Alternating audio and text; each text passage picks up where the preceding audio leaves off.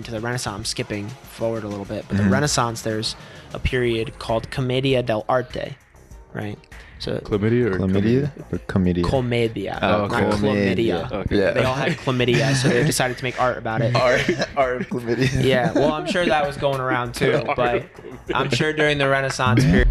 What's easier to act out? Something that you've experienced in life or something that you kind of have to create? I used to do some acting as well, and like I went through an agency. I thought I was good, and so they put me with jobs in like a Gossip Girl, Law and Order. Cool.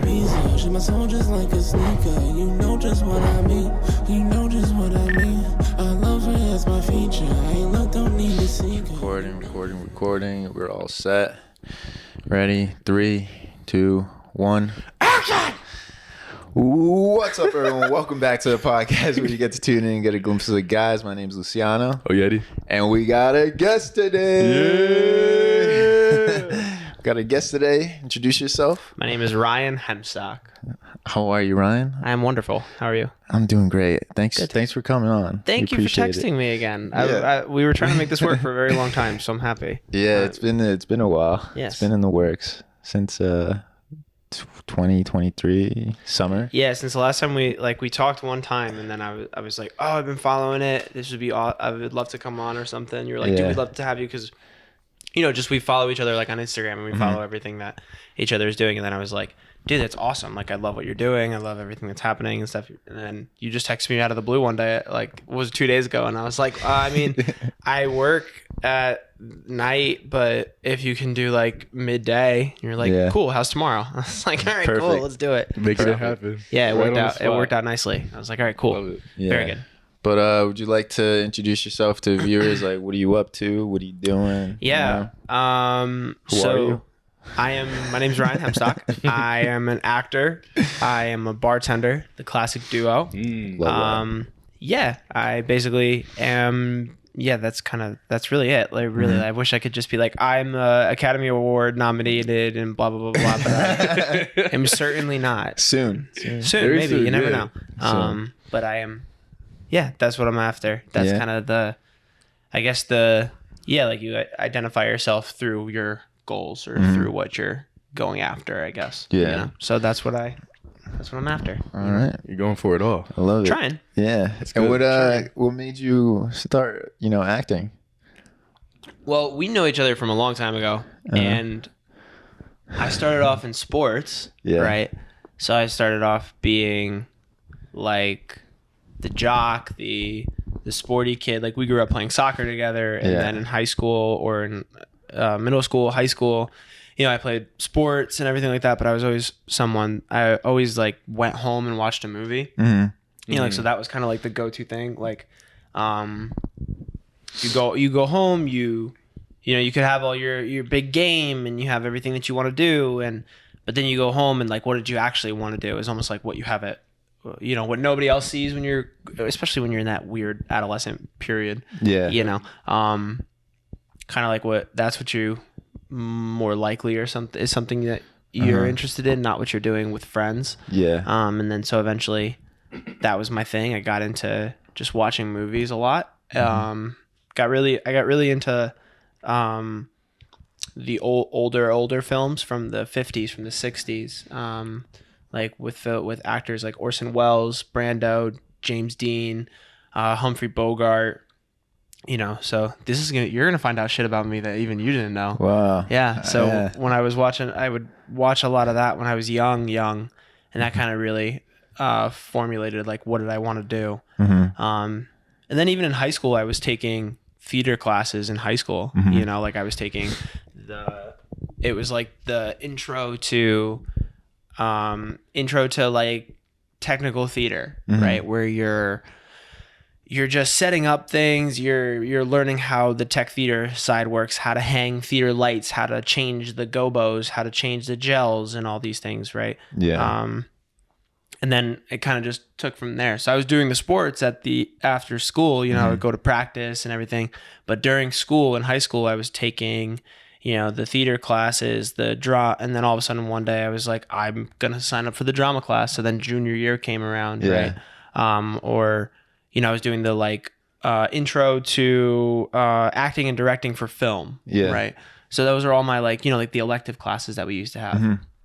So those were all of my classes where if I wasn't in like English or social studies or Spanish or whatever it was, you would be when you go to the electives and you're doing wood shop or you're doing like mechanic stuff, because Amity had It's a bunch a of million different things, electives, right? bro.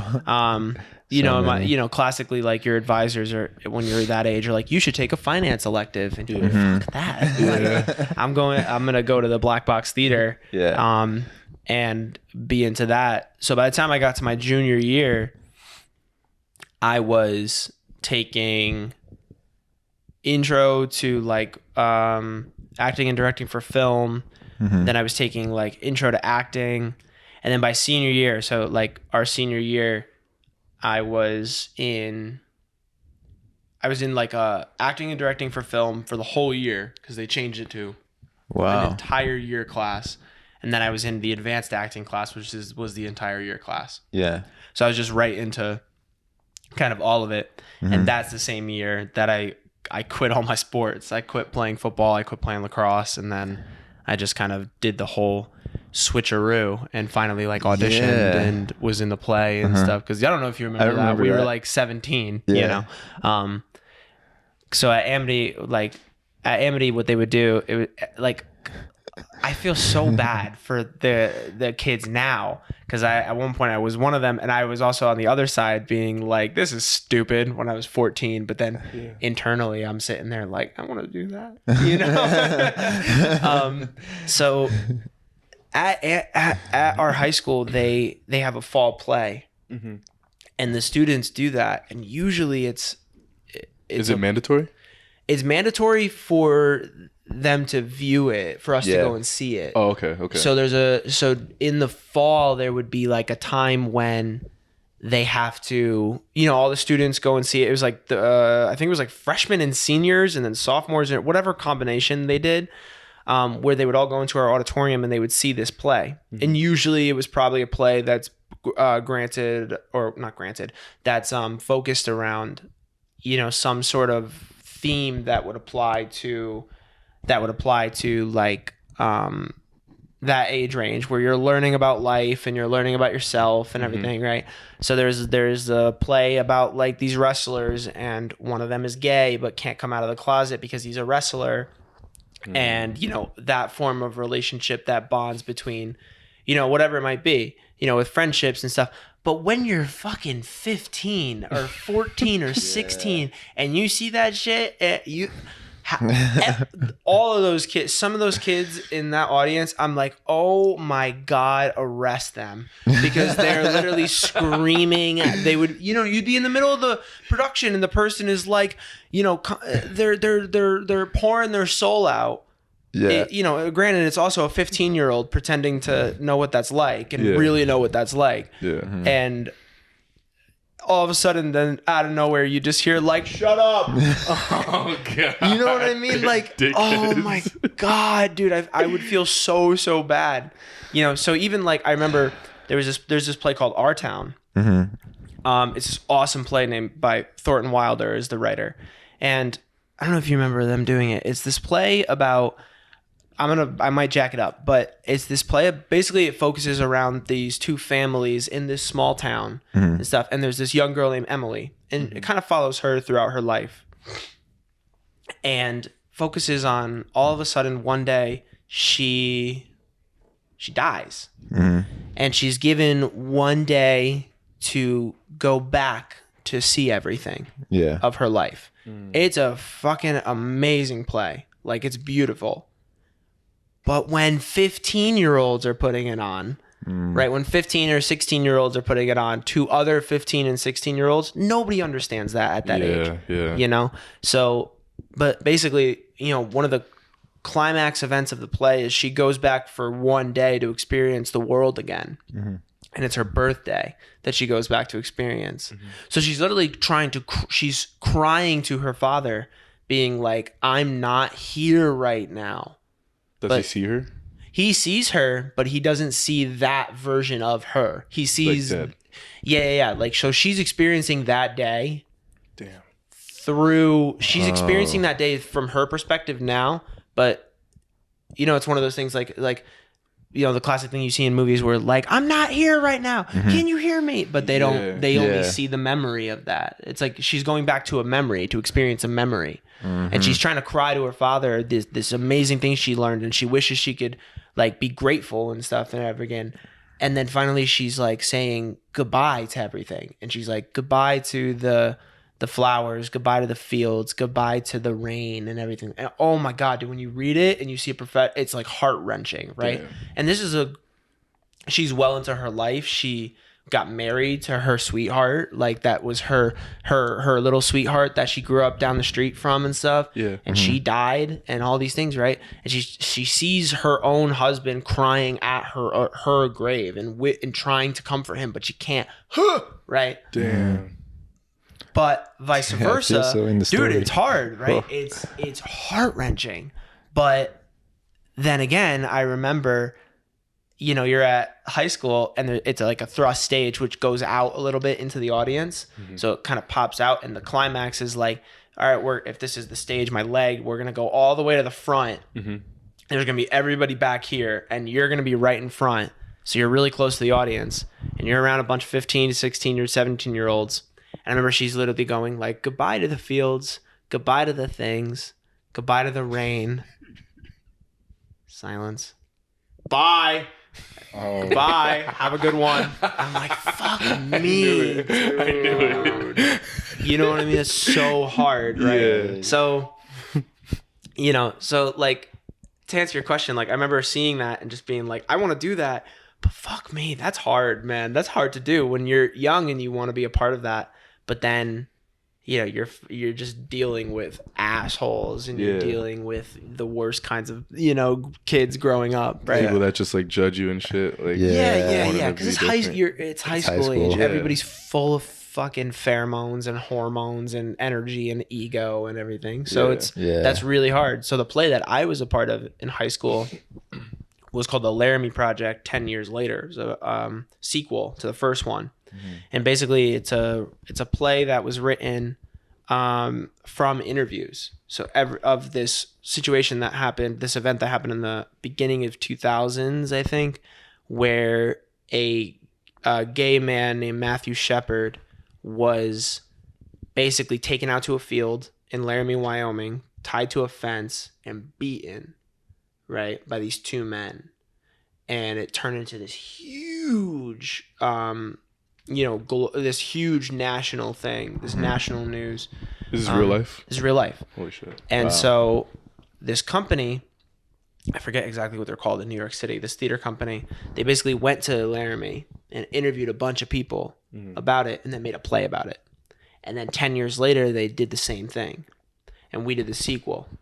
So in the first play, there's literally like a scene in court where the father of Matthew Shepard, because he died in the hospital. He was found the next morning, but he died.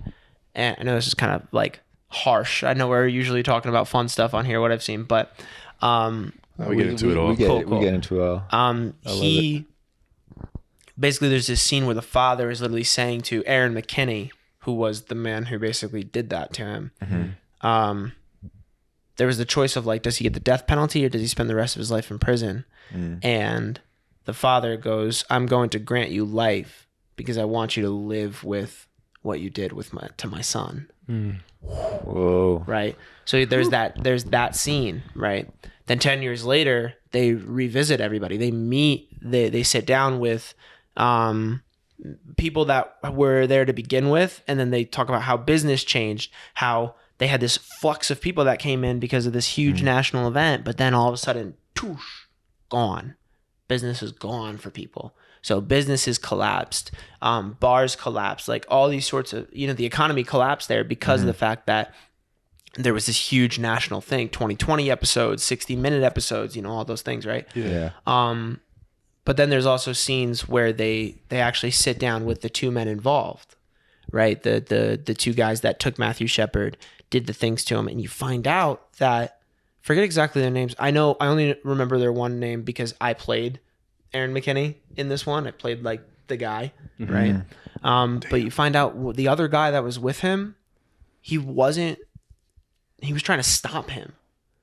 So he was like on the sidelines being like, what the fuck is happening? Right. And so finally, you know, one of the climatic scenes of it is they sit down with Aaron McKinney, the guy who did it.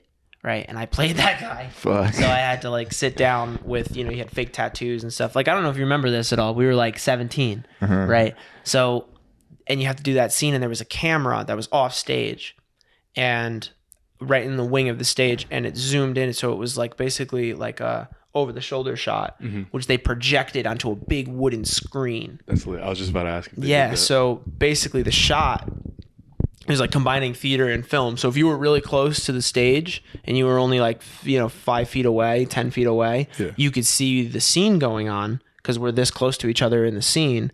But over your shoulder is a camera. So if you're at the back of the audience, you could see on this, you know, 10 by 20 wood screen that they made to project images on, me, you know, doing your thing with the creepy lighting and stuff, and literally talking about what did he do to him, where basically like one of the lines that I remember the most, he literally he beat him with his firearm, and it was a 57 Magnum, right? Which is a hand cannon, right? Which is humongous, like forearm size of a gun. And there's a line where he goes, so what happened next?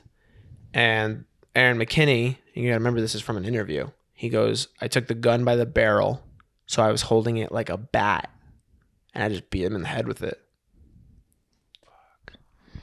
Like, that's a real thing that he said, basically, of like, what did he do? You know? And then he talks about, like, there's also human sides of it where he talks about, you know, like, I have a kid and all these things, you know. But point is to get into acting, long story short, that was like a slingshot where I was like, you're given a huge challenge from the get-go when you're 17 to be like, get into this, you know, and everybody, you know, when you're that age, you're like Heath Ledger's Joker, and you're watching everything like that, and you know, you see all, you know, everybody's kind of drawn to those crazy characters. So that's like a big challenge when you're 17 to be like, actually, like, don't fake it, do something real with it, you know. Don't fall into the trap of like just trying to be like a freaky guy or trying to be like super intense and stuff. You almost want to, like, you know, when I was, you know, so what I'm saying about like I was doing sports, and then finally I just let it all go, and I was like, this is really what I love. You know, you grow up with being like, no, this is what I like love to do. I'm not just like, it's not just fun to me. It's like, this is who I am, right? So you're faced with that challenge of like, do it justice, because that's always hard to do, is like to do a character justice because they might be the worst person in the world, but you have to find a way to tell their story coherently. You know, you have to find a way to tell their story correctly. So that's like how it kind of started, and then from there I finished that, and then you go into doing a musical, because they do a spring musical in high school. Then you go to doing The Addams Family, where you have to like sing and dance, and I have to be a dad, and I have to just be like, and I have to learn how to sing for no reason, you know, and I have to like sing and dance in your rehearsal. You know what I mean? And it's hard work, dude. Fucking musicals. Woo! Oh yeah, definitely.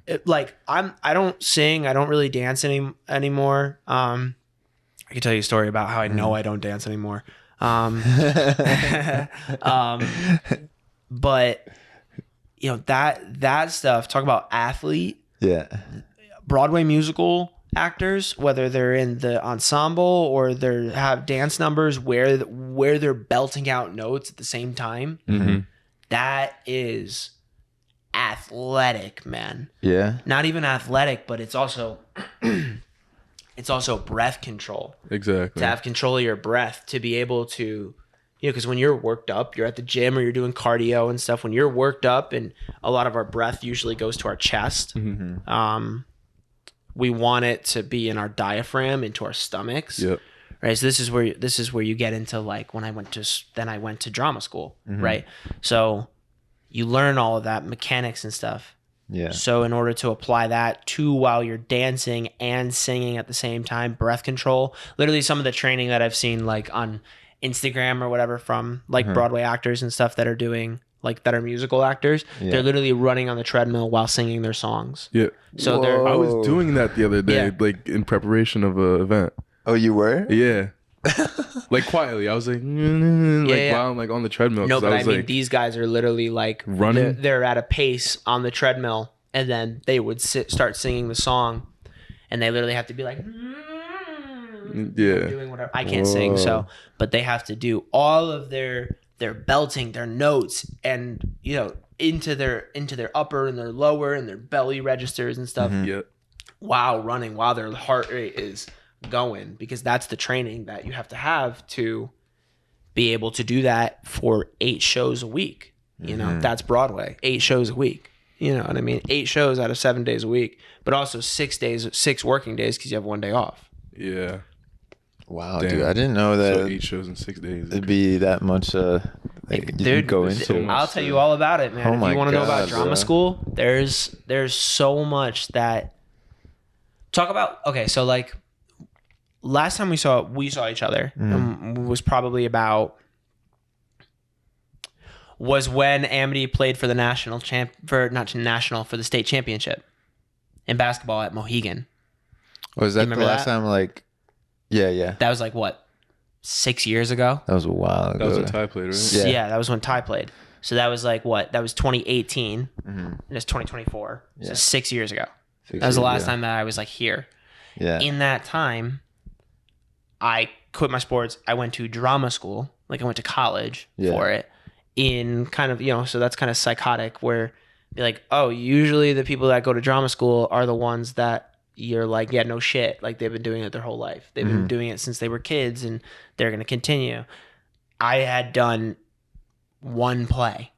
And then I went to school for like film, quote unquote, which is kind of like your cop out. Yeah. And then I lasted 1 semester, and then I finally went. And then I remember talking to an advisor, and she was like, dude, you need to go be a theater major. Like, get out of here. You know what I mean? You're not going to be editing film for your life. Like, Yeah. you can't do that. And then so that's where I jumped over, Wow. You took a risk though, Yeah, he did. So, yeah. knowing like that's what you love to do. So Yeah. And theater school is insane. Theater school is fucking wild because, I don't want to get too off track. I want to make sure that I'm answering your questions. No, I'm not you're just good, rambling. bro. We this is usually all go about with the you, flow. bro. Yeah, this is all about you. We just have the questions there Fuck for the if we ever need it.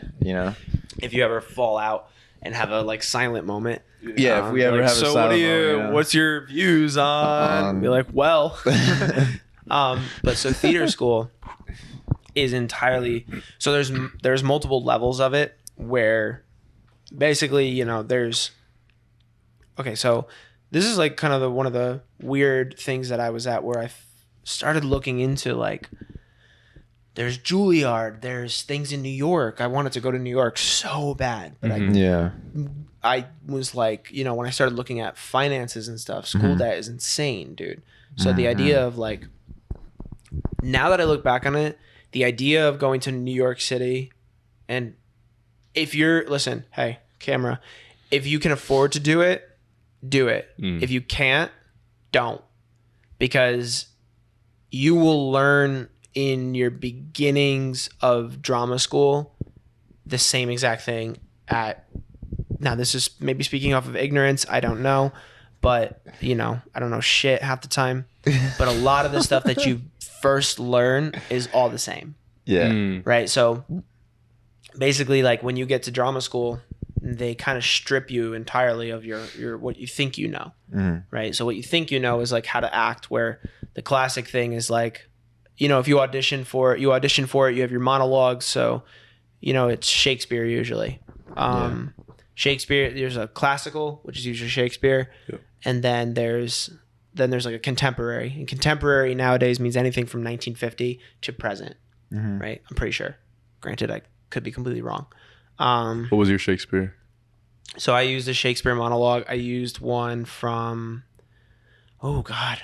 Was it Midsummer's? No. I used one from Love Labor's Lost that I remembered. I don't know that one. I don't remember it, but Love Labor's Lost is basically about these 3 guys that they take like a brotherly vow to not fall in love, right? But then they end up getting sucked into it. So have you ever seen the movie That Awkward Moment with Michael B. Jordan, Zac Efron, and Miles Teller? Oh yeah. I don't think so. Oh, what a movie. That sounds It's like a great that's a great romantic casting. comedy sort of thing, drama movie. Never fall in love with. Yeah. Okay. Yeah, like one of their buddies get it. gets divorced, is going through a divorce, so they're like, "All right, we're not gonna like get in relationships because you're going through a divorce, and Yeah. you gotta have your like single life, so we'll stay single with you." Mhm. But then they all get sucked into it. Yeah. That's what that's from, Wow. right? Shakespeare, to go off on a little Great like movie. side thing. You have no idea how many movies and modern stories are from Shakespeare. Yeah. Lion King is Hamlet. What? Holy shit. Hamlet is the story of a young prince whose father is killed by his brother, by Hamlet's uncle, and his retribution story through that. Holy fuck. dude. Whoa. No. Wait, all right. So is there a play or a movie for Othello? Probably. I wouldn't be surprised if you Google it. I'm Like, about to look it up let's later. see. Like if I Wow, were to that's Google it, I remember I've done this a insane. million times because I'm like, oh this is wait, crazy. what ones are more? If you Google like Shakespeare adaptations or something, right? Holy fuck. Yeah, man. If you like, a lot of it comes from there, right? So let's see. I mean, there's all like, there's the everyone makes movies of it. Shakespeare adaptations, like if you look up like Disney or something, Yeah. right? Sure, Disney Disney does. Shakespeare adaptations: The Lion King, Beauty and the Beast, Pocahontas, 10 Things I Hate About You. That old Heath Ledger movie. Yeah, what a movie. Yep, 10 Things I Hate About You. You're just too good Oliver to be and Company. true. All right, so you ever seen what's that movie? She's the Man Oh yeah. or something. You know with that Channing old Tatum. Yeah, with Channing Tatum. I've heard of it, yeah. That's like an older movie where she pretends to be a guy on the soccer team and stuff. That's from Twelfth Night, which is a comedy by Shakespeare. What? Yep. Dude, Shakespeare is coming out with some hits, bro. Well, think about back He's a in the godfather. day. Well, if He you is, think really. about back in the, it It is really is. literally, but that's why in drama school, that's one of the first things that you usually probably won't do in high school, because in high school, you know, everybody in high school, they make you read Romeo and Juliet. They make you read like whatever. Yeah. There you go. Romeo and Juliet, West Side Story. Mhm. West Side Story is about two opposing gangs and two people in those opposing gangs who fall in love in New York City. Yep. And it's a musical. West Side Story is from Romeo and Juliet. Whoa. Dang. But so the reason why I know. why they learn that is because it's a lesson in language. So it's basically a lesson in understanding like where your roots come from. Yeah. So how to, you know, telling a story, painting a picture of a story, or, you know, just understanding that language, because that's where it's like a part of where it started, you know. Granted, it goes all the way, you know, this sort of craft, acting and theater and storytelling, it goes all the way back to, you know, if you really want to go all the way back, it goes back to cave drawings. You know, it goes back to literally telling the story in the caves. In some of the caves in Italy that date back 30,000 years, the drawings that they did by the fire and stuff and used the charcoal or the clay or whatever they used, they actually depict movement of the animals, telling the story of a fight that happened between the animals that they saw. Because you'll notice that an animal that walks on four legs usually would have a drawing of 8 to invoke that it's moving. Oh, okay. Isn't that incredible? Yeah. So like it goes all the way back, and then into the Greeks, where there's the Greek tragedies, and where they used to, in Greek theater way back in the day, they used to use masks, but the masks were actually used as projections, because there's no sound system, like there's no microphones, but they have a theater, an amphitheater to millions of people, and that's why theaters are raised. Not only can you watch them, but the sound travels up them. Whoa. Damn, bro. Yeah. Yeah, I'm So learning a he's lot spitting right facts now. right Oh my you're gonna learn a God. lot of stuff from me, I love motherfucker. This that. is 6 years of me just nerding out on I theater love stuff, this. right? I'm still mind blown about Lion King. Yeah. Yeah, no, I swear to God. So back to like Greek stuff. This is way Yeah. back. They used to use masks that this is all stuff that I learned in school because they teach you the history. It's almost like if you want to learn how to do it, it's almost like a rite of passage. You need to learn where it came from and where it began. You know, the beginnings. You learn the roots of it out of respect for the craft. Not just like the shallow history, but more of like the deep rooted, like shit. Really learn the really learn the roots of it, just out of respect for it, true respect for it. So basically, like in the old Greek theaters, they used to use masks that they almost had like openings, like if we go like this to sound louder, those are what those masks did. So that the sound would project out of them, and the plays were very wild and stuff, right? But they were the basic tragedies. Oedipus Rex, right, where it's like a Greek tragedy. I won't tell what it's about because I will fuck it up completely. Google it. Google it. Yeah, but yeah, that's where it started, and then you go on into the Renaissance, into the Renaissance. I'm skipping forward a little bit, but the Renaissance, there's a period called Commedia dell'arte, right? So Chlamydia or Commedia? Commedia, Oh, not chlamydia. Okay. Yeah. They all had chlamydia, so they decided to make art about it. Art of chlamydia. Yeah, well, I'm sure that was going around too, but I'm sure during the Renaissance period that was going around quite a bit too. Oh, But- God. So this is a thing you learn about it particularly comes from Venice, Italy, where during the Renaissance, Venice was a huge trade city. Where there was trade going in and out and port, there was travel from every, bound of Europe. So language was really fucking hard, because there was so much going in and out. The idea of communication through a language, you could be trying to communicate with a tradesman or with, a trader and stuff, and they don't speak the same language. Yeah. So same thing in theater. How do you make a living in theater, or how do you continue the business of theater without people being able to understand the language? So they created this thing called Commedia dell'arte, where it's basically a set thing of characters, and it's very fucking weird. If you look it up, like the way to act it is the characters are very physical because it's basically storytelling through physicality, and the language is a language without words. It's literally like the way that they talk to each other is like it's you know what I'm saying? Because it's so physical, the language speaks for itself, so anybody can understand it. We can understand if somebody's mad based off of how they sit, how they show themselves, right? We can understand if somebody's is joking or laughing or sad based off of the way. So really dug into that, so that these stock characters called the Zani, the Falcone, you ever heard of like Harley Quinn? Yeah. So in Commedia dell'arte, there is a character called the Harlequino. Oh. Right, and he is kind of like the trickster, and he tries to he's like, "What's that? Take your money." He's that kind of guy. Wow. Sends forth Harley Quinn. Damn. Crazy, right? Dude, you blow my mind right now. It's crazy. Oh my God. So those kinds of stories, and it's almost a lesson in learning how to get over yourself, because when you act it, I swear to God, they literally have a way of walking where like there's a character called the Zani, where literally he's kind of like the Falcone's like henchman, and he literally walks like nose forward. If you literally like went like this, like nose forward, and his hands are up, and he's like this, like walking around like that. Really? He's like a bird. So you have to learn to get over that and be like, just stop. It's like a lesson in, I guess, like in drama school, it's like a lesson in getting over your self-consciousness, because you just have to do that. How do you get out of that comfort zone? How do you get out of your comfort zone doing that? Because I know it's a little difficult sometimes. Yeah, I mean, in the beginning, like, so put it this way, like, I used to be very, so because of what I first started to get into, which was like that intense drama stuff, and I'm still, that's still where I find my roots, like where I would say like my strengths are as like a performer.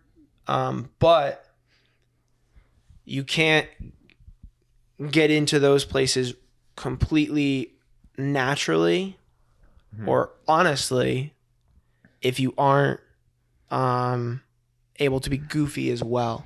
Mm-hmm. You know what I mean? Like it's in a way, like if you're in a relationship, most of the time love is expressed the most through jokes or through goofiness. You know, you're comfortable with somebody if you can be an absolute lunatic in front of them, right? Where you would never be to anybody else, usually only to yourself. Yeah. Right. So when you're on, and so in acting school, I swear to God. So flashback to I'm 16. I start work. I went to this acting class with this woman who is now like I call her my acting coach because I'll call her if I have a little project that I'm doing and I'm having a problem and stuff. I'll be like, I need your help, right? Because she went to like an MFA program, which is a master's program where it's like drama. That's like that's where they like really dig into it. Yeah. She went to the Actor Studio Drama School, which is the same school that like Bradley Cooper went to, right? Which is the same school that like, you know, they have these huge things, right? Yeah. So she really knows a lot of it. And there's a thing in New York called the Actor Studio, which goes back to the 50s and goes back to the 40s, where it's like a prestigious thing that you can audition for and become a member of, to be there and work on craft and work on, you know, it's like anything. Like, you know, like if a tradesman finds a new way to, if a welder finds a new way to make their life easier, or finds a new style of welding that's stronger and more compact. I don't know anything about welding, but that's what the Actor Studio is. Yeah. You know, to become a member of that, where it is taken seriously. It's almost like taking serious what is inherently not, you know? But so back to like getting over yourself. I was at 16, like in the like weight room in high school where they're squatting and, you know, it's the max days and you're trying to squat and deadlift and fucking power clean and shit. And I was doing all that, right? And you're sweating and huffing, you're full of testosterone and stuff with a bunch of football guys, right? Can you remember like you were doing soccer? I was with the football guys, right? Yeah, I was just with the football guys, right? And then I was a bigger dude because I was in the weight room a lot and playing football and everything, right? And then I get into this dance studio where I'm with a bunch of like younger kids and this woman who was probably like 27 at the time. And the first thing that I get to do, that I have to do to like act, is she goes, okay, so we're going to move around the room how we think colors would move. Oh, that would have been difficult. Pause for effect. I'm thinking of purple. I'm thinking of purple. No, but think about now. it. Genuinely, this is what All right. acting school is. Think about it. So like, If I'm thinking of purple, I'm like no, exactly. I swear to God, dude. like sluggish in a way. Okay, but so like, now you're up. Ready, Luch? So Shit. tell me how you think the color orange would move. I'm gonna make you get out of your comfort zone, motherfucker. this is exciting. Orange. No, but see that immediate, like I don't, that immediate, just like that your first impulse is like this, Yeah. right? Now, like, you know, Jared, Yeah. yes, green. Yep, yeah, like a tree, almost, right? So Whoa. that, you know, now Okay. now red is very like, you know, very like fiery, right? fiery, So angry. I'm running around, you know, I'm like walking around a dance studio, and we're just changing the colors up, right? And if you did blue, you know, your first thought is like, you know, and then you connect your breath to it too. Like, how does red breathe? Right? Like it's angry usually. Yeah. Right? And then blue is very deep and calm, and purple is purple and blue are very similar but different. We associate blue with sadness. We associate purple with kind of like this like Zen kind of quality. So there's a big difference. Yeah. So then this is like your basic acting stuff that you do to young kids to get them, you know, just working a muscle. Then you're given a monologue just to read.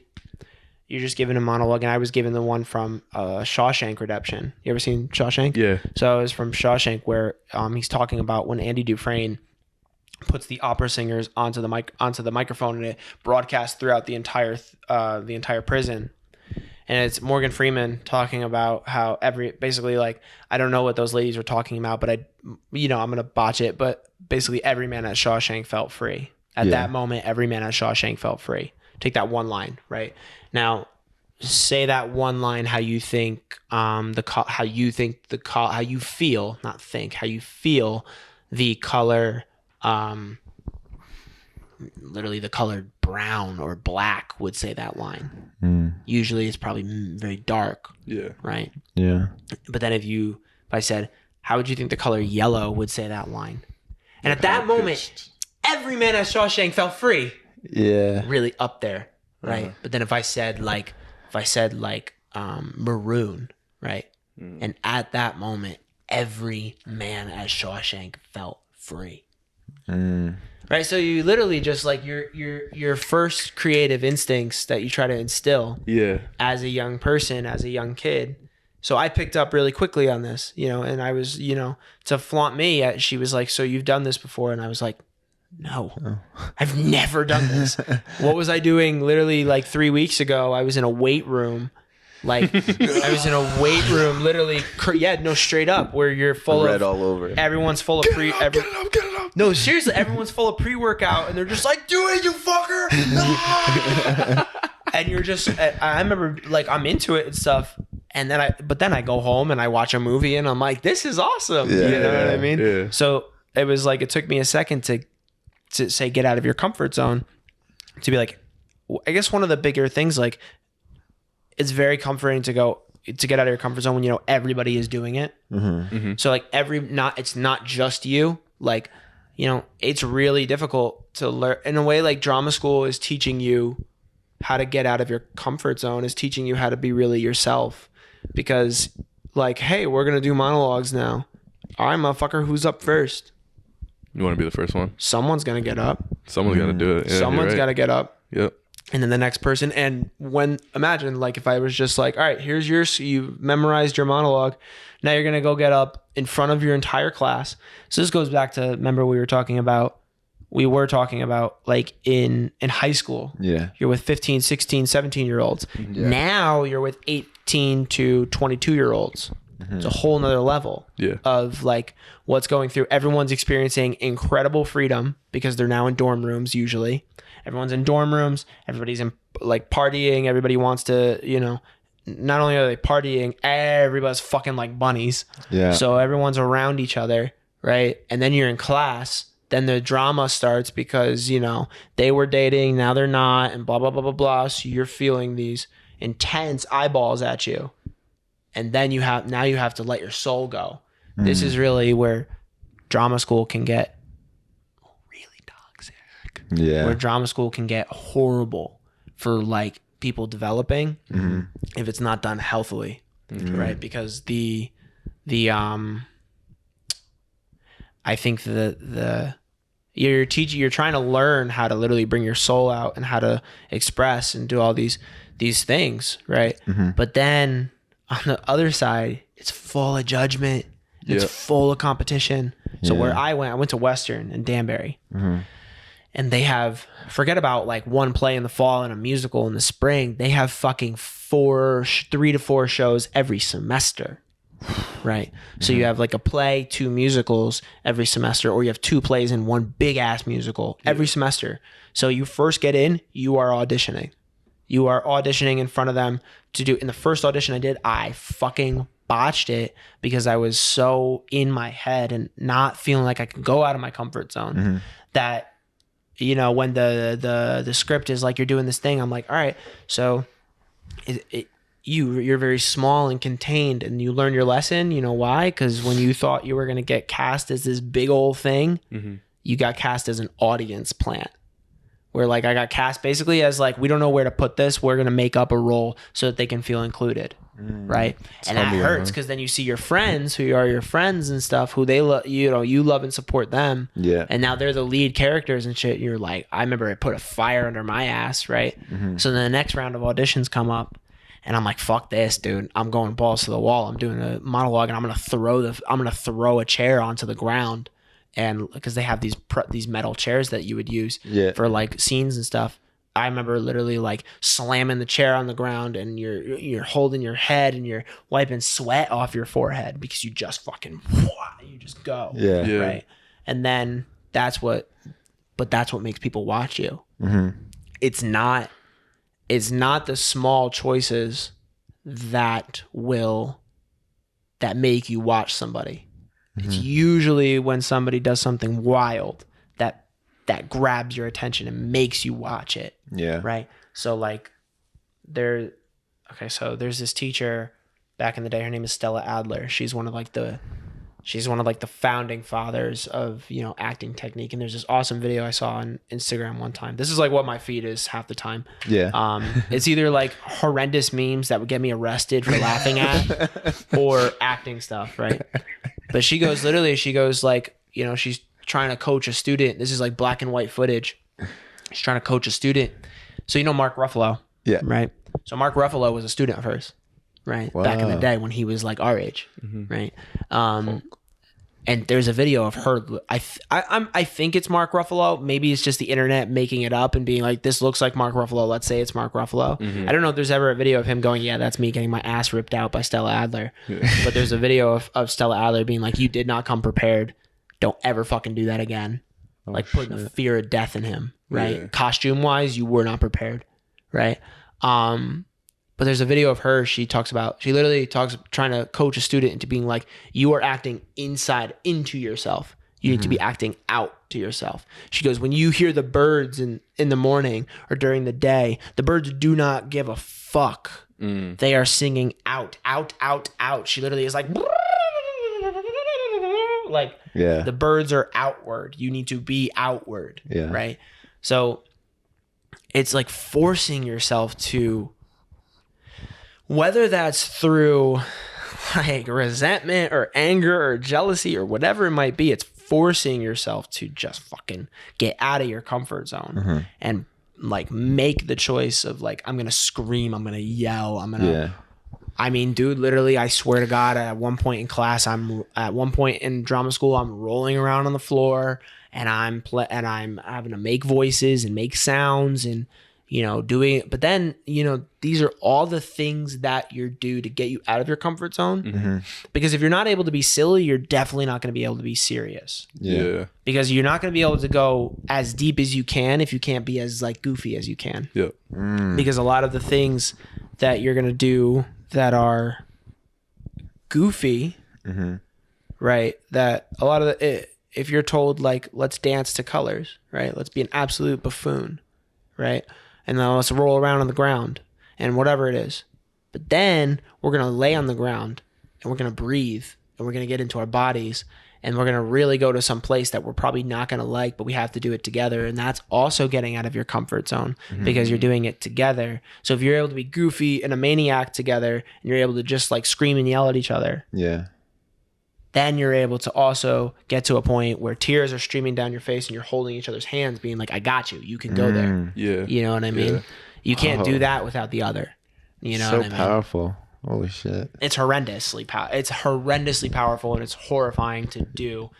Talk about like, you know, 15, 16, 17-year-old, you don't. No. You have a concept of what it means to feel things. You probably got your first heartbreak with your first fucking girlfriend and shit like that, right? Like I went through that. Like everybody She's goes holding there. hands with another She's guy. such a bitch, you know, like you know what I mean? Like you're 17, you'd be like, how dare you? I love you, you motherfucker, you know. But yeah. Then when you're into those ages of, you know, 18 to 22, it's sort of, you know, you're sort of like figuring it out how you feel, figuring out who you are, right? And you know, now we're at the ages of between 23 to 25 where that's where our brain sort of matures finally. Yeah. So like I actually scared the shit out of myself one day. Oh god. Because talk about like, you know, we're talking about school and stuff. I went through a really shitty ending to my college experience, which I won't get into, but I basically am in a really like bad, I'll tell you about it later. But you know, it was really bad where I didn't walk. I just left. I just fucking was like, I hate everything about this. And I left. Right. The point is that I forget where I'm going about that, but like, what was I just talking about? How you scared yourself? Yeah. There you go. Yeah. So I really scared myself where I left school in a really bad place regarding people, regarding like relationships. Yeah. And I was like, fuck everybody. Right. And I was bitter and I was angry and I was mad at everything. but and you rot it all into you, Mm-hmm. right? You knot it all up into you. But in those ages of like 22 to 25, Mm-hmm. I realized, this is like a few months ago, I was like, dude, I better figure that shit out, because I do not need to go the rest of my life mad. No. I do not need to do that. You know what I mean? And we see people like that. I see people like that. You know, I've been talking about acting a lot, but Yeah. I've been talking about like school and stuff, right? But then in the bar, right? In bars, a lot. I've worked in a lot of different bars since being in school and now out of school. When I was in school, I worked at a place that was like a big, sport bar, college bar and stuff, where, the cocktails are all like green and red and purple at the same time. And everyone loves them, right? And it tastes like shit. Yeah. Because nowadays I drink wine and tequila, and that's it, right? On its own. Same. Right? Exactly. Like red wine and tequila right over there. Yeah. That's funny. But then you work at places where like you see the same people All the time. every day, Jesus Christ. right?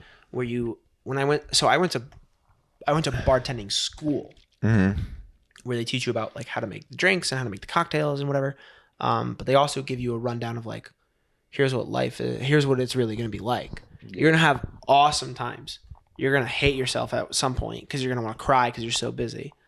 But then also there's a hard truth that you are going to see the same people all the time.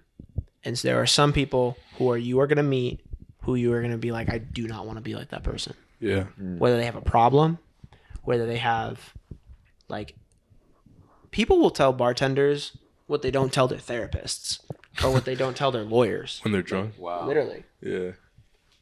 That's true. There could be people that are like, yeah, I've been, I've never had this, but for, people will tell bartenders certain things that they'll tell nobody else. And that's like an unspoken thing between customers. Like you can tell me in a way. It's like, I don't, in a very like caring way, in a weird caring way, I don't care what you tell me. Like you're not I gonna go have in. no personal connection to it. I don't give a shit unless if you're doing something wrong, if you're hurting the business or whatever, or you're bothering customers and stuff, that's a problem. But tell me anything, because at the end of the day, like, I care, but not to a point where it's going to where I'm gonna be like, you gotta, you develop a relationship with some customers. I remember they were telling me in school that they were like, yeah, there was a story one time of this customer who would come into a bar that one of them used to work at. It's kind of like the dark side of it all. Yeah. Is that like, you have to serve them. You can't, even if that person has a problem, you have to serve them unless they're gone. Like unless they're cut off, they're at a level where they have to be cut off. Yeah. Yeah. You have to serve them. Even if that person comes in every single day, you have to serve them. They were telling a story about a customer who would come in and they would have like a vodka grapefruit, and they would always have 3 and then be gone. They'd always have 3, right? So when they came in, you could just make a vodka grapefruit, put it in front of them, have a good day, right? And they have 1, 2, and 3, and they'd be gone. Pay their tab, have a good time, usually good. Then there's that story about that same customer comes in one day and they have 2. No, I'm good. I'm going to leave and stuff, whatever. Starts to leave, stops at the door, takes a breath, sits back down and says, I'm going to have that 3rd. Because they have to have that 3rd. Whoa. You know what I mean? It's like routine. And it's like almost like you don't want to, because you're the bar. You also care about them. You're like you want to help them. Yeah. But that's not your job. Yeah, that's not your job. You know what I mean? It's a weird thing, man. Weird dynamic, huh? Yeah, like you're gonna see some dark sides of people that you don't want to, be involved with, but that's not your job. Your job is to serve them and develop a relationship with them until you can't, until you're not allowed to serve them anymore. Damn. You know what I mean? It's a weird dynamic, but also that's probably why a lot of actors are bartenders, because not only is it like you're meeting a million different people, it's good money, but you're meeting a million different people. You are, and you're kind of like, you got to know how to deal with it. Yeah, you're taking in all sorts of situations. You're learning how to listen. You're learning how to be involved in that. I don't know how I got to that point, but it's also get out of your comfort zone. Yeah, that same thing. Get out of your comfort zone where you have to perform in front of a million people that are in front of you, and you have to know how to handle it, how to interact with people. Because if you're, you guys you've been to Stonebridge. Have you been to Stonebridge? Yeah. So like when when you're surrounded by tons of people who want drinks from you or who are rowdy and stuff, you have to know how to control the crowd. You have to know how to control people, not control people, but you need to know how to handle the situation you're in. Yeah. And that's hard if you're out of your comfort zone. And it's also hard if you don't have that center in yourself. Like I am in control of this situation. I have to like make sure I manage it. And you can't, if somebody's like, you're taking forever, you can't take that shit because then you're going to collapse. Yeah. So it's almost like that's probably why I feel like that might be this like draw to like bartending and acting, because they're very similar in a way. You have to have a sense of self. Yeah. You know, and you learn how to have a sense of self in drama school. Whether that's through rolling around on the ground and, you know, pretending how colors move and stuff, but doing Shakespeare, we're going, but you know, yeah. So that's kind of, I don't really know how to get back to what I was talking about there. No, I was gonna ask you when like you were talking about how people are so drawn to people like being emotional and like you can feel the emotion behind them, you know, from the screen. Oh, okay. You know, I was gonna ask you is like, do you ever feel like that watching certain types of movies or certain actors? Like for me, for example, recently I watched Dune 2, and I felt when Timothée Chalamet, you know, and he was saying the speech, but in a different language that obviously I couldn't understand. And he was so powerful in the way that he expressed it with his voice and his facial expressions, everything. And just like, I felt it through the screen. I was like, oh shit. Like I got goosebumps, you know? Yeah. And like, I love that type of acting and that, like, I appreciate the actors like really going in on that. Yeah. Going for it. Yeah. So there's, so like when I saw Dune and I loved it. Like it was great. It was so intense. I love Denis Villeneuve, right? There's a thing, it goes back to that, like you have to just go for it, man. You know, you can't be small. You can't be even in a close-up shot, even if the camera's right here, and if the camera's right looking at you, you can't be small, because you have to have all that energy here in your eyes. You have to have all that energy in when I'm talking, right? If I, you know, whatever the scene is, even a small scene, if I'm whispering, has energy. You know, if I was like, you know, then on camera, it's a whole different element. You know, I mean, every fucking actor has ever talked about this. Every actor who pretends like they know what the fuck they're talking about, but I have no idea what the fuck I'm talking about. I feel like you know what you're talking about, so you're good. Yeah, but also I'm just regurgitating the same shit that I've watched and been like there's Ryan Gosling or something talking about it, and I'm like, yeah. Now I know it, you know, and now you're just regurgitating. It's all regurgitation. It's good for viewers that haven't even seen that, you know? I think it's every aspect of life, too. I love it. Anything you know, a lot of it is just regurgitation and stuff. And if anybody knows, like, listen, at the end of the day, like, again, this is also just a regurgitation, right? But like at the end of the day, it's just playing pretend. Like, shut the fuck up. Like, there's no theory. There's so many theories of to how to get there. And it goes all the way back to, you know, goes all the way back to the methods and that. So back to history, I guess. After all of those sorts of changes and stuff, there's a wave of change in acting technique. So if you were to watch a film that's from like the 30s or something, you'd see very much like it's the acting where he's like, and I'm telling you that's the way they went down, and they're gonna go do that now. Yeah. Right? And I'm telling you, that's the way they went down, and they're going to do that now. And you should know this also. Right? Yeah. But you know what I mean? If you watch a black and white film, you're going to see a lot of that. Right? And he went and did that. Right? Yeah. And then there's this. So in Russia, there's a gentleman called Konstantin Stanislavski. And he was kind of the guy that started to think about, you know, hey, we're not pretending. Actually, this is real. Like we're actually the mind and the body are actually experiencing this feeling. So question about like, you know, is it more difficult to go based off experience? Like if you've, what's easier to act out, something that you've experienced in life or something that you kind of have to create? Yeah. Okay. So back to like the history of like all those teachers and stuff. I said Stella Adler Yeah. at one point. There was also a teacher named Lee Strasberg, and they all kind of like took what Stanislavski originally thought of, like this is a real thing that's happening, Yeah. right? Mind and body connection, it's all real. Basically, they then formed this thing called the group theater, which at one point then separated further. So it was kind of like these three big teachers: Stella Adler, Lee Strasberg, and Sanford Meisner, right? They all had their different theories. The fact that you remember all these names is crazy. Like you probably had an This A is in my- history. I'm not This is even my gonna lie. craft, man. Like Yeah. listen, when I was in school, like when I was in drama school and everybody else they were having parties and stuff. And I mean, I went, but again, back to the thing about like you do your sports, you want to go home and watch a movie. Genuinely, at one point, somebody in school scared the shit out of me. This girl that I was, I think, talking to at the moment, she said something one time. She was like, "Who? Like, I wonder, like, who are you other than this actor?" And I was like, "Shut the fuck up."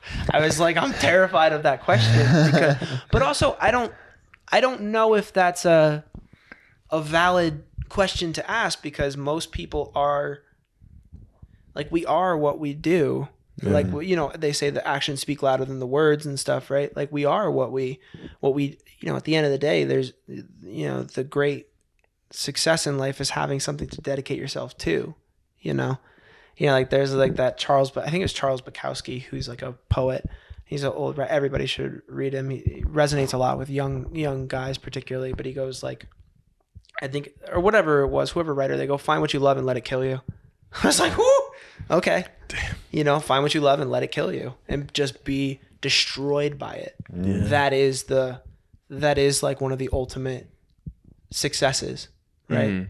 But to answer your question, so Lee Strasberg, his theory, one of his theories was that in order to achieve that sort of connective acting, a human being should use one of their real life experiences to connect with the character. Mm-hmm.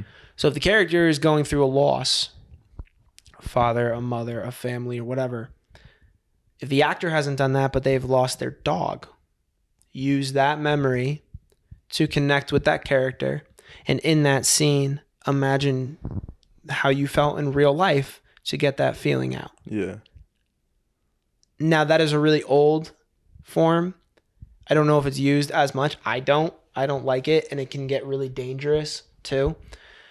Talk about where drama school can be really fucked up. There was some of the kids had a certain teacher that would do this, where one of the days in class was, okay, it's called emotional recall. We're going to go into class and we're going to sit in a chair and we're going to imagine when a time, and we're going to not even imagine, we're going to talk about a really fucked up time in our lives to the entire class. And I did not experience this. To the entire class. Wow. Jesus. Whatever it is. And and kids would literally be falling apart in front of the class. And that is not a healthy way to do it. No. Because it will fuck up your psyche. It will fuck up how you think about things. And I remember kids literally walking out of class. This is where like it's dangerous to do that to young kids. And I've done this before, but healthily, with that same woman who is now like my acting coach. You have to do it in a way that is safe, where you go into a really meditative, relaxed state, and then you basically re-feel a memory in your body, and then you let it go. So like you give it its due, and then you let it go you let it come into your body and then come out of your body, and then you take your time to come back out. And it's a very connective experience if it's done correctly. But in that situation where I was watching these 19-year-old kids having to relive God knows whatever they could have experienced in their life in front of maybe people they may not trust or may not even know. Yeah. These kids would walk out of class and everybody's face is red. Everybody's wiping tears off of them. And they're all like, I gotta go to sleep. Like, it's like heartbreaking, bro. Yeah. Because they don't feel safe. They don't feel like they don't feel safe to do it. And it's like a disrespect to that version of that craft. Maybe it's not as used anymore. It's not as outdated, but that sort of way of going about it is it angers me, bro. because I've had the I've been very fortunate to have experienced it in a really safe way that was rejuvenating and that was helpful and eye-opening and rejuvenating. And these kids, they would walk out like heartbroken. One of the students that went through it, she's an ex-girlfriend of mine that I remember when we were first talking, she was a mess. And I was like, that is fucked up. To have these young kids like just recall shit and they just start sobbing right in front of people. Like, fuck that, dude. That's horrendous way of teaching that. But anyway, to answer your question, that's a way of going about it. But mostly, at least for me, I like to imagine, like, from your imagination, from your empathy. Yeah. Because that character that's going through whatever they're going through has nothing to do with me. That's a character, and I can empathize, connect, and then show the respect to tell their story correctly. It's like out of respect for that character, as in, like, again, I'm the vessel. Yeah. They exist out in the world. They exist in the universe, right? Any character that I've played has been created from somebody. It's been out in the world, and the writer took it, gave it its words, gave it its life. And there's there's also the theories of, like, make your backstory. What did the character do that day? How did they grow up? Where did they grow up? And blah, blah, blah, blah, blah, blah, blah, blah, blah. And I've done that to the point where you want to bang your head against the wall. Where you're like, oh, when they were this age, this happened to them. And then at this time frame, you make a whole thing. And at the end of the day, this is like that David Mamet book. It's useless. Yeah. It's useless because it takes you away from the moment you're in. And at the end of the day, when you're acting, what's more important is, what is captured. Not how you got to it, but it's what you do when action and cut. If you can't do what you're supposed to do between action and cut, talk about this whole thing about getting out of your comfort zone, right? You're moving to colors. You're being an absolute goofball rolling around on the floor. It's literally to build that in your body. So when, I can have this conversation with you and stuff, but then when action is called, now entertain conjecture of a time when creeping murmur in the pouring dark, you have to go there. Yeah. Right. You have to be able to do it. And, so for me, I like the idea that I'm going to not create a backstory, but I'm going to understand their story. Right. So I'm going to understand everything I can about what them in their story. So I did a film in Arizona that's good, having a little bit of like publicity right now. Which I can't really talk about, but because I had to sign NDAs and stuff. But that character, when I got the script for him and I read it, I was like, fuck, because he goes through so much. Yeah. He goes through this incredible sort of like heartbreak, for like a friendship heartbreak. He goes through a heartbreak with a friend where he basically is going through this feeling of, let me put it this way, his friends have done an act that he can't believe is real, and he has to kind of fight with that and being like, what did you do? And then being like, I think you did this, but I don't want to believe that you did this. Right? And so that's a hard thing to go through, and it has dire consequences for him and dire consequences for the story. So I was heartbroken reading it. I was like, fuck. So you sit there and you basically try and empathize with them as much as you can. And at one point, you're literally just like, fuck, man, I'm so sorry you had to go through that. In like talking to this universal thing, being like, fuck, man, I'm so sorry that you had to go through that. That is so horrible.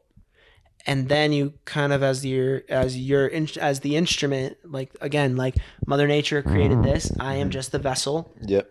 You then go like, I'm going to do my absolute best to tell your story the best I can. Yeah. Right. So that's kind of like the way I like to go about it. So in The Product, which is the short film that is now public, go watch it. Which like you link in the description down below. It's there you go. That follows a young entrepreneur named Arnie, who basically is put into a huge situation where he loses all of his partners in his business. Granted, he's crazy, but he's then forced into a situation where he has to act. He has to pitch his product. He has to pretend like he knows everything he can about it. Yeah. And then he's forced into this scenario where he has to act, and his entire kind of like inner thing, whatever built him into a place where he feels like he just has to succeed. He has to do it. There's no other option. And then he fails. And, he fails. He fails, brilliantly fails. Like numerous amount of times. Yeah. And fails in front of these people that could have given him the dream, made his product this incredible thing, made his business startup a multi-million-dollar. There it is, right there. I'm on the cusp. I got it. I'm gonna get it. I fuck up because I wanted it so badly that I couldn't hold on to it because I wanted it so badly. I squeezed it till it burst. Right. And he has to kind of feel that. And then the young kid comes out of him of like, fuck, I just wanted them to be proud. Right. So in that, you're almost like, damn, man, I'm so sorry you had to go through that. I feel you, man. And then I'm going to do my best to tell that story for you, to tell your story for you, and then when you're done, you almost have to, talking with like my acting coach, she goes, I was talking about this once to her. She goes like, that's hard because when you're done, you almost feel this grief being in this like sort of like worry that you're like, I really hope I did justice to it. Right. And she goes, literally, like some people when they're, they could be doing roles for, talk about like, Breaking Bad, Bryan Cranston, Walter White. Right. Yeah. Or you're, whatever it is, Kit Harington in Game of Thrones, Emilia Clarke, Game of Thrones, whatever series that goes on for years, 10 years, 12 years, whatever it is. And then they're done. You've empathized with them so much. You've fallen in love with this character that you're playing. She was like, that's hard to break out of. And then you just got to be like, hey man, I got to be me now. I really hope I did you service. I really hope I did the best I could for you. You have almost like this funeral for them where you're like, your story is done being told. I really hope I did the justice I could for it. Cause it becomes very personal. Yeah. Like a weird thing that, I guess like if this isn't your craft, if you're not like in that world, and granted this could be completely pretentious and this could be completely fucking like I could be completely full of shit and someone could watch this who is an actor and be like, shut up, dude. Like it's not like what any of this is, right? Go subscribe though. I mean, they might watch this and be like, that's stupid. But weirdly, it is really, really personal, So even if it's that, that's where you have if you're lucky to play a character and you're lucky to have a role and a character and something to really sink your teeth into. But then on the opposite, I've done I did a video game shoot one time where I was in motion capture, and I had 2 lines. And that was it. You know what I mean? You walk in, ba ba da ba ba ba. No. Then you're done. There's not really a big connection there. There's not really a big personal thing because that's more of just like that. That was the more of like a professional thing you got to do. You had 2 lines and then you're done. You got your paycheck, out, see ya. Day player stuff. Yeah. Right? That's into the more professional world of it all, which is where I'm starting to be at now, where I'm not really getting to do a lot of independent stuff anymore. That's all nitty gritty. I'm more into I have representation and, you're auditioning for the commercial where you're like Cheez-Its, you know what I mean? Yeah. And you have to have all that, So it's like you get more into the business aspect of it, which is a whole other animal. I remember I wish they taught in drama school more of. Definitely remember like as a kid, I used to do some acting as well. And I would go in and like I went through an agency, I think in New York, and it was like hard to get into at the time, but somehow I got in. I was a cute little kid, Yeah, like was it like modeling, commercials and stuff like that? It was like I was just doing like a photo shoot there, and then did some lines and some acting things at the agency, and they thought I was good, and so they put me with jobs in like acting as a kid at certain times with Gossip Girl, Law and Order, cool. movies, like Halloween movies from fucking Disney and stuff like that. Just like random things, but like I would just be like one of the kids that would be in the back, but also like in the front, you know, area where I'd have to like, they would tell me like, oh, this is what you got to do. You got to like talk and like, you know, express yourself in a way, but don't express yourself too much, you know, just be very calm, chill, collected about it. And I would do that. And it was like weird because I would have to like get in as a kid, like it was weird because I've never done this. I never had schooling or anything. So I would just do it off the dome. Yeah. There's part of like that drama school thing is like almost like revisiting the idea of play. Yeah. Like kid, because when you get older, you almost like you forget about that. Like, what do you do for fun? I don't fucking know. Like, no idea. You know, but like, Just live life. yeah. And then when you see kids, you know, they're playing with toys, they're playing with this, they're rolling around, they're making noise. Yeah. They're just making noises to make noises. Anyway, keep going. Sorry. No, it was literally just that. And I remember, I think, you know, having that whole environment of fake, you know, people that aren't like people, because at the time, like as a kid, it was like confusing and all this stuff, you know, whatever. And like I had a fake mom. I'm like, nah, she's not my mom. Yeah, but like I have to think about it like she's my fake mom. And then act like all lovey dovey. And then at a Gossip Girl scene in New York, there was like, you know, Joe Goldberg from You. I forgot his name. Oh, the main character? The main character. Penn Badgley. Like he was in a scene yelling at a woman right in the store or whatever. And I had to be in the back with my mom, just like there's a chocolate bunny. There's like a big ass chocolate bunny in the background. And I had to be like, Mom, like I wanted a chocolate bunny. And then like they're yelling. Then my mom is like taking me away, all this stuff. And I have to like, it was kind of cool. I loved the experience of like that. And it felt, I don't want to be a dickhead and sound like dickhead, but I was a kid and it felt easy at the time because I was just kind of like being my goofy self, you know, like just whatever. I didn't care and it didn't matter to me. Wasn't much thought to it. No, it wasn't much thought to it. And now seeing it, you know, from an adult perspective, it definitely gets more difficult and there's like more things behind it. Yeah. But there's that aspect that he was saying where like you got to be comfortable being goofy so you can be serious. Yeah. It becomes like this weird thing, I guess, when you get older and you actually, I guess you're not doing it so much because mom said like you should well, like look at my kid, you know, like he can be an actor and stuff. When it becomes when it becomes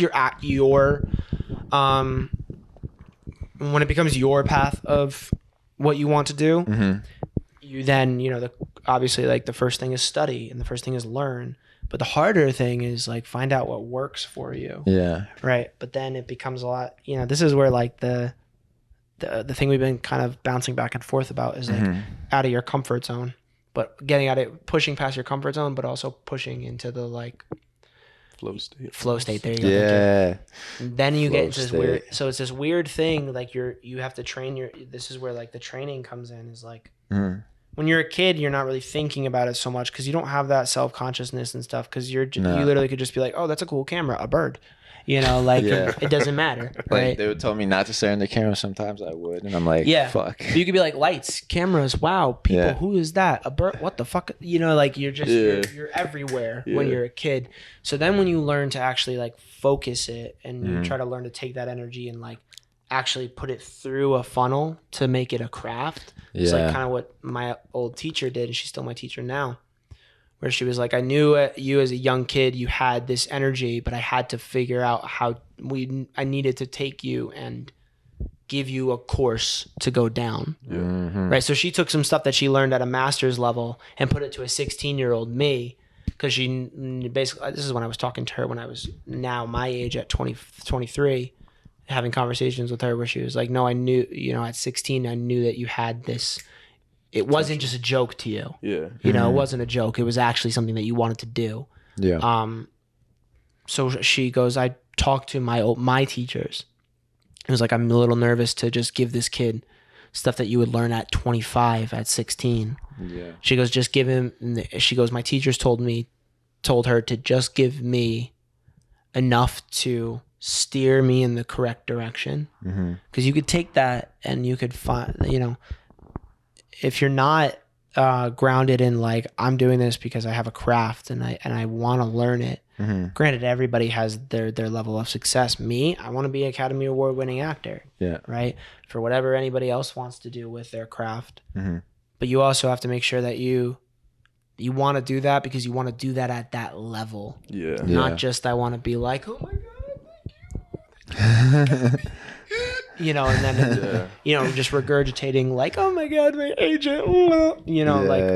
That's all. It's wonderful, but what sustains you is, and I'm learning this a lot about myself right now, is because I'm getting into the more of the professional world and the more of like represented world and unions and agents and on set and the assistants. I'm not just sleeping on a floor and waiting for kids my age to set up and be like, all right, do it, and then you go for it. It's very professional. There's paperwork, there's NDAs, there's union rates, there's God knows how many things that go into it, because all of that business side, dude, the chain of communication in the acting world is fucking insane. Like how we used to play telephone, like as a kid, and they say something, there's that one asshole that there's that one asshole where the phrase is like, I want pancakes for breakfast, and they just go like, lick my foot. You know what I mean? Like they just are that guy. there's that level of like communication in that stuff where that's so fucked up. No, but it is like there's that one asshole when you're in 6th grade that does that, right? The chain of command is like that, where they're not chain of command but communication, where it's from producer to casting to agent to manager to talent. That's just the basic. And then it goes from talent to manager to agent to casting to producer or to assistants. Then, the little subdivisions, there's producer to assistant of the assistant, and then to the casting assistant, then to the casting, the assistant of the casting, and then to the assistant of the assistant, then to the assistant of the agent, then to the agent, then to the manager, then to the if I showed you the fucking email chains of certain things, I'm like scroll, message, because there's so many chains of communication. Wow. There's all that, like when you see all those, like you see Dune Part 2, that thing was in pre-production for probably 2 years, 1 year, whatever it might have been. But there's a whole level of pre-production of getting things approved and what producers are involved, what companies are involved, all those things, all those names that you see show up before the movie starts, like all of those emails that were sent back and forth. There's so much that goes into that, into making something like that. And that's why I guess like a lot of actors or a lot of like movie makers or directors or whatever, they all go like, yeah, it's a fucking miracle that this thing got made. They're always like, it's a miracle, because there's so much that goes into pre-production, post-production, production, like contracts. Like think about the credits that scroll at the end of a movie. All those names that you see, every single person had something to do with that. Like it's all insane. The people that are involved to make a movie, I mean, literally just a short film that I made, like a 12-minute film, The Product in New York City. However many people were involved in that. Independent, self-funded, no funding, no production company or whatever, right? Just to make something and send it out to festivals and stuff. At least 25, 30 people involved. Yeah. At least, right? And so, like, there's all of that involved that there's so much under the surface that I'm now learning about. Now that I'm starting to get into the professional world. For me, like anybody, I want to get to a point where I'm like, this is so fun. I love doing this. I love learning about it, but then you get to a point where you're like, this is fucking fun. Yeah. I've talked so much. I'm so sorry. No, you're good. You're good, bro. I have talked so much. I love it. Hey man, that's what a podcast is for. Talking. That's true, but also I'm like, shut up, Ryan. Like, you know what I mean? bro. Like, Just drop the mic. That's it. no, like sometimes, but like, yeah, I feel it feels so strange because like you want to like know about it, but then I'm also like, shut the fuck up. Nobody wants to know about this dumb shit. Like, Nah, I Yeah, think who it's you know what I mean? Go watch the anyone movie. They thinks, care about how honestly. much it makes at the box office, not how you got to make it. You know what I mean? we were talking earlier about the process. Everyone loves to know about the process. So if you ever like get a chance to explain it, whatever you do, like Yeah, don't that's true. hesitate. It's Don't also hold like, back. yeah, I also in a way I feel very like I feel very like unrighteously talk about process because of like you're kind of like, what have you done? A couple indie films, you know what I mean? Where you're like, what kind of process is that? Like, you know what I mean? Talk to me when talk to the other guys who like actually are doing it. You know, Everyone started from somewhere. that's true. Yeah. too. Remember that. Yeah, that's So- very true. Which is hard because when you're our age, you almost like you feel like you don't have a right to. I feel that. You don't have a Yeah. right to your craft. You almost feel like you must be a student and must be ignorant, which, you know, the wisest thing is to know you have more to learn. But also there's a thing of like, if you don't have any confidence in what you know, you sure as fuck won't be able to perform, Exactly. you know. Very true. If you don't have any being like, no, I can do it, I got it, you won't be able to score, you won't be able to perform between action and cut, Yeah. you know. But yeah. Well, we'll end it off there, guys. I hope you guys enjoy. Make sure to like, comment, subscribe. Thank you, Ryan, for coming on. We appreciate Thank you. This was Thank so you, fun. Seth. This was Thank you, it Seth. was a great podcast, honestly. Like I'm not gonna watch it because I'm gonna throw up in my own voice. from a learning It's gonna experience. be a Like good for one. me, Promise you. I love like soaking in a lot of things that I don't know Yeah. because it like also challenges like my brain a bit on like, oh shit, this is a whole different perspective that Yeah. I never even thought of, you know? Yeah. And I love that. And last night, I think it, you know, especially for like my craft, I think it really opens a lot of people up to being like, oh yeah, it's a lot. You don't realize how deep a lot of these stories go. And I'm obsessed with you know, I talked about cave drawings at one point, and it's like, that's where it all started, man. Yeah. That's where it started. Yeah. And that's how we've got, like, literally how we've gotten to this point is from drawings on a cave, is from the stories told in random language. In the Renaissance, and then from Shakespeare. It's all connected. It's so interwoven, just like music and just like sport. It's all connected, you know. I love the idea that like they try to really invoke in it that this goes back thousands and thousands of years. That's the real history. This is so universal, and we should respect it in that way. Yeah. You know what I mean? 100%. Like, and if you respect it that way, that's where the best of yourself will come out, if you realize how far it goes back in you. You know? So that's my last thing I'll say. All right. Well, Thank you so much. make sure to check him out down below. We'll have all his links right there. Yeah, go So watch you the guys check him product when it comes out. Go watch Cut by the Enrique brothers, Michael and Jarek from Mesa, Arizona. I can't wait for that one to come out. Go watch that, and yeah, go watch the product. Link will be in the description, I hope. Hell yeah. No, it will. It will. Well, I already saw your website, RyanHemstock.com. Yeah, so, RyanHemstock.com. Go look at me trying to promote myself like an asshole. Yeah, I love it. Hey, man, you got to. Watch my shit, please. You got to. You got I don't want to make cocktails my whole life. All right, guys. We'll see you in a bit. Peace. Get to. Woo! That was very fun, man. Thank you so much. If I told you